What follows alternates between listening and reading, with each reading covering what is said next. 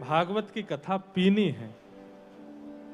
पीना का मतलब धारण करनी है, कर्ण रंध्र से प्रवेश हो। जैसे पी हुई वस्तु पर आपका वश नहीं होता, वो अपना असर करती है।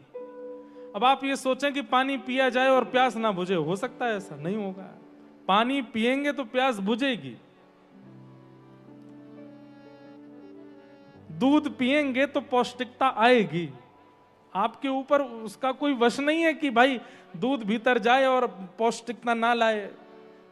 जो भी पान किया जाता है वो आप बस आपको करना कितना है। देखिए कितनी सरल बात है, आपको करना कितना है, केवल पीना है।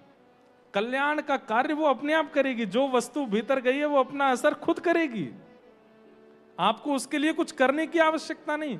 औषधि लेने के बाद में आपको विचार थोड़ी करना। कोई डॉक्टर ऐसे थोड़ी कहता है कि दवाई लेने के बाद में सीधे करवट से लेटना, फिर उल्टा लेटना, फिर थोड़ा नीचे बैठना, तब जाकर के दवाई भीतर सेट होके फिर असर करेगी। ऐसा कुछ नहीं है। औषधि ले लीजिए, बस समय पर ले लीजिए, अपने आप आपका रोग ठीक होता चलेगा।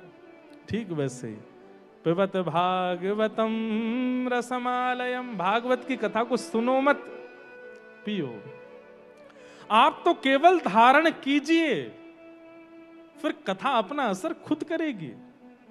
कथा को जो कल्याण आपका करना है वो स्वयं होगा, आपको उसके लिए ज्यादा क्रियान्वित होने की आवश्यकता नहीं है। पिबत भागवतम रसमालयम, और कितना पिए?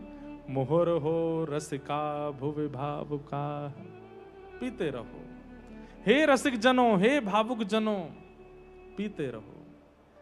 ये रस कभी, और ये रस है भी ऐसा, इससे कभी मन भरेगा। श्रीमद् भागवत जी की, अगर गीता प्रेस की आपकी सुंदर भागवत जी का ग्रंथ अगर गीता प्रेस का है, तो सबसे पहले पृष्ठ पे ही एक बहुत सुंदर श्लोक लिखा है, तदेव रम्यम रुचिरम नवम नवम, तदेव सस्वन् मनसो महोत्सवम, तदेव शोकार्णवशोषणं नृणां, यदुत्तम श्लोक यशोनुगीयते। सबसे पहले पृष्ठ पे ही लिखा है, तदेव रम्यम रुचिरम नवम नवम। कई लोग कहते हैं पहाड़ बहुत सुंदर होते हैं, कई लोग कहते हैं समुद्र बहुत अच्छे लगते हैं, कई लोग कहते हैं हरियाली बहुत अच्छी होती है, कई लोग कहते हैं बाग बगीचे बहुत अच्छे होते हैं। पर यहां आचार्य चरण कहते हैं कि रम्यम और रमणीय तो केवल और केवल क्या है? बोले यदुत्तम श्लोक यशोनुगीयते। जहां पर श्री ठाकुर जी का सुंदर यश गाया जा रहा है, ऐसे ग्रंथ और ऐसी कथा ही रमणीय है। बस आपको पहाड़ प्रिय लगते हैं, समुद्र प्रिय लगते हैं, दुनिया भर के, ठीक है, सब ठाकुर जी की रचना सब सुंदर हैं, पर कथा जब सुनी जाए तो जितनी सुंदरताएं सब फीकी लगने लगे, कथा से सुंदर कुछ ना लगे। तदेव रम्यम रुचिरम नवम नवम, नई नई लगे। जब जब सुने तब तब एक नवीनता उसमें प्रकट हो, तब तब उसमें एक अद्भुतता का अनुभव हो। भले ही वो विषय पहले भी सुना जा चुका हो, लेकिन पुनः सुनने पर भी उसमें एक और आपको नवीनता लगेगी नहीं।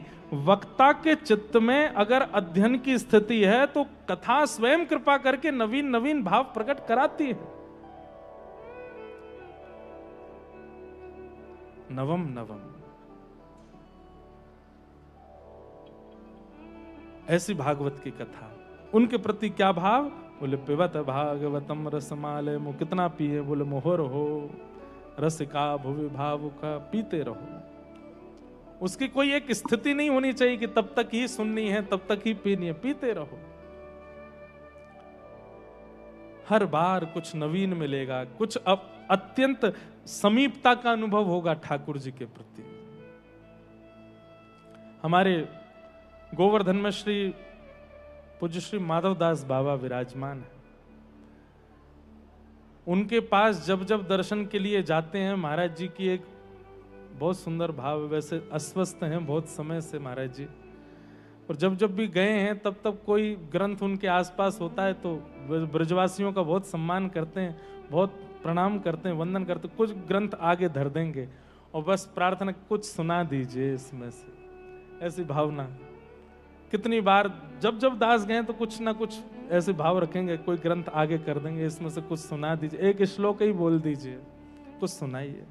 उनको कितना आनंद लगता है, कितना सुख मिलता है श्रवण करने में। ऐसे कितने महापुरुष हैं जो केवल एक ही भाव रखेंगे, आप सन्मुख गए बोले कुछ सुनाइए, कुछ बताओ। ऐसी लीला के प्रति, कथा के प्रति, चर्चा, भगवत चर्चा के प्रति हमारी रम्यता बन जाए, हमारी स्थिति बन जाए, तो समझो पिबत भागवतम रसमालयम मोहर हो रसिका भुवि भावुका, ये स्थिति आ गई। अब पीने की आपकी स्थिति बन गई। अब आप बिना उसको श्रवण किए, ग्रहण किए रह नहीं पा रहे हैं।